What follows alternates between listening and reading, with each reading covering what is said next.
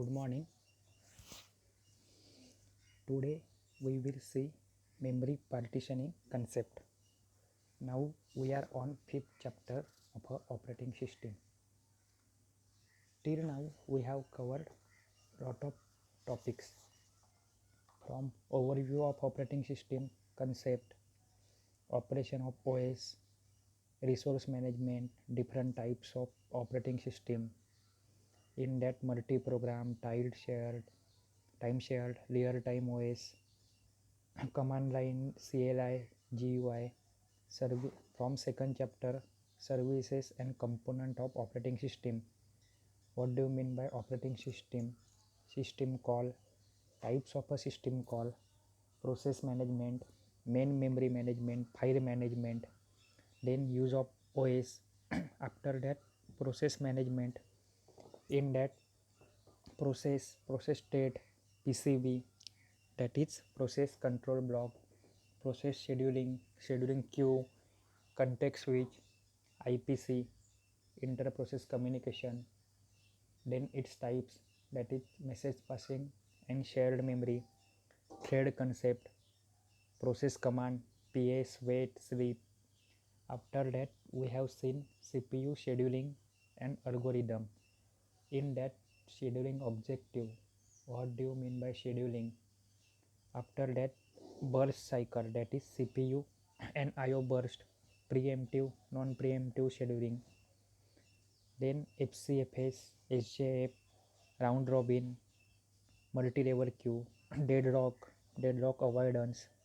Okay, I think a small topic from first chapter is remaining, that is command line based OS and its difference, and from second chapter, user management security policy task scheduler. It is of around about one lecture, we will cover it later.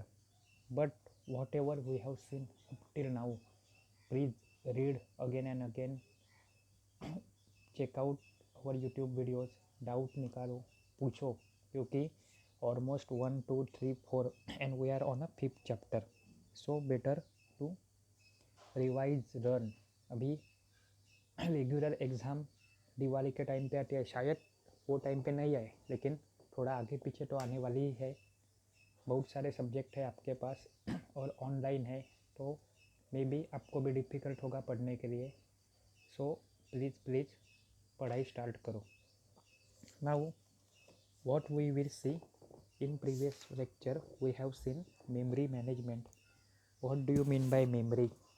Memory मतलब क्या, memory कहाँ पे होती है, उसका use क्या, उसे schedule क्यों करना पड़ता है, मैनेज क्यों करना पड़ता है. Everything comes under the concept of a memory management. In that we have started with the introduction, then basic of memory management, then overview of a memory management कि मेमोरी आती है एज अ इंटरफेस या फिर बीच में mediator, किसके बीच में, CPU and IO system.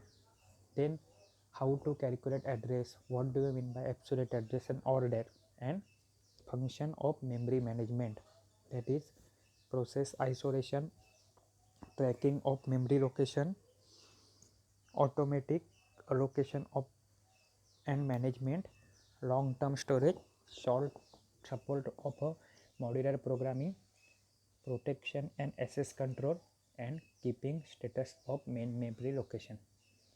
Now we will see memory partitioning. Okay, what do you mean by partitioning? Partition कभी हुआ था, ऐसा मेन पार्टीशन वर्ड आया तो अपने को याद आता है 1947 के इंडिया और पाकिस्तान के बीच में पार्टीशन हुआ था. मतलब ब्रेक डाउन या फिर तोड़ना, बीच में एक लकीर जैसी खींचो और कुछ तो सेपरेट आउट करो. वहाँ पे दो कंट्री सेपरेट आउट हुई थी. यहाँ पे हम लोग को क्या करना है, तो मेमोरी को पार्टीशनाइज करना है, मतलब मेमोरी को अलग अलग करना है, डिफरेंट करना है. क्यों करना है, कैसे करना है, या फिर उसका यूज़ क्या, उसके क्राइटेरिया क्या, हम लोग अभी देखेंगे. ये इतना सिंपल है कि शायद आपको वापस से पढ़ने की ज़रूरत भी नहीं, अगर यूट्यूब ये वीडियो अच्छे से सुनो.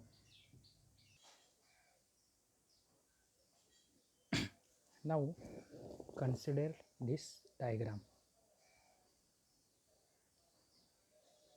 You will get clear idea about everything. This total block, that is whole square, that is up from 0 to 32K. It is the memory.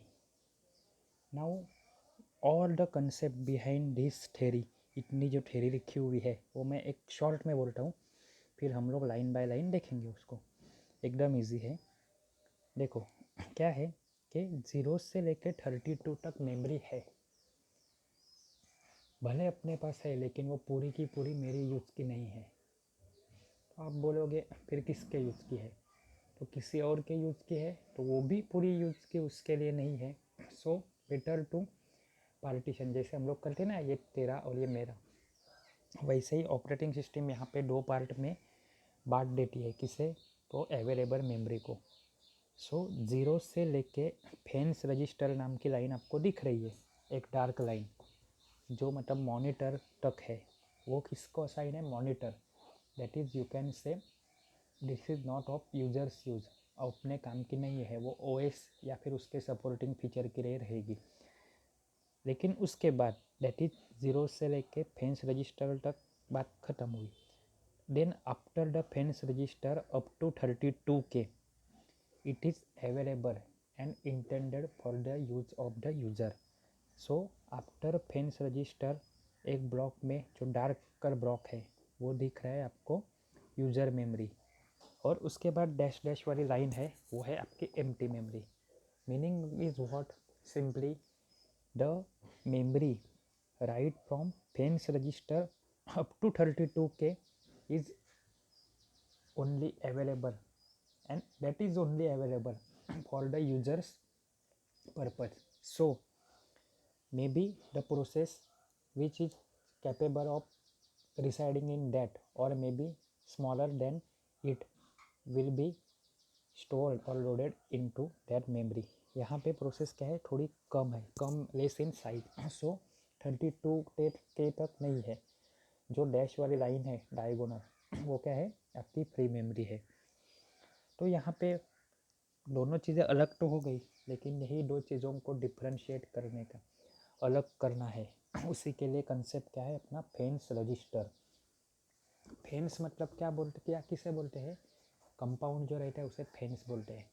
Normally fencing word हम लोग ने सुना रहेगा, कंपाउंड, या फिर मराठी में बोलते हैं कुंपण.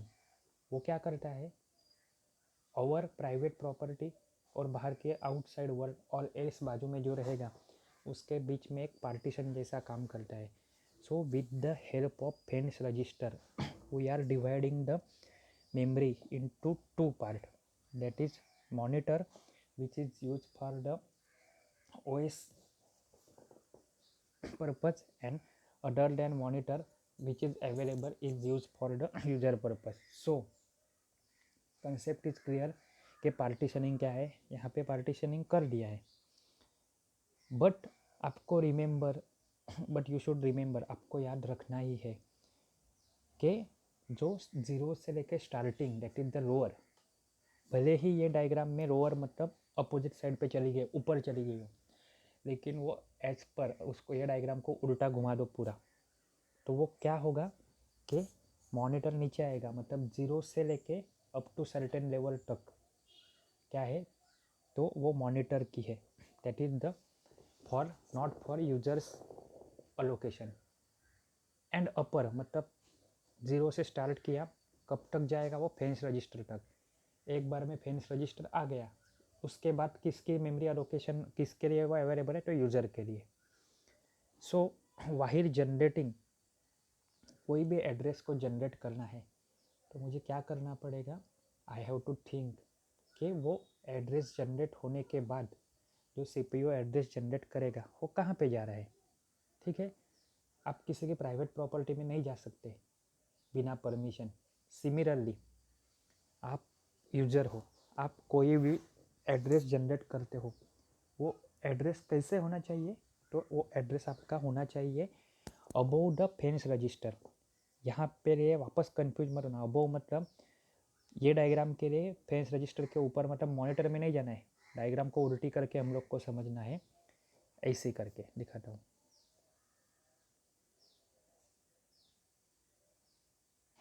ये देखो, मतलब 0 से लेके फेंस रजिस्टर तक जो डायग्राम जाएगी वो आपकी मॉनिटर के लिए, आपका एड्रेस उसके अंदर नहीं आना चाहिए। अगर वैसे आता है so it will be invalid address. वो कुछ काम का है क्या? नहीं। वापस हम लोग को क्या करना पड़ेगा कि वो चीज़ हम लोग ऐसा ही नहीं छोड़ सकते।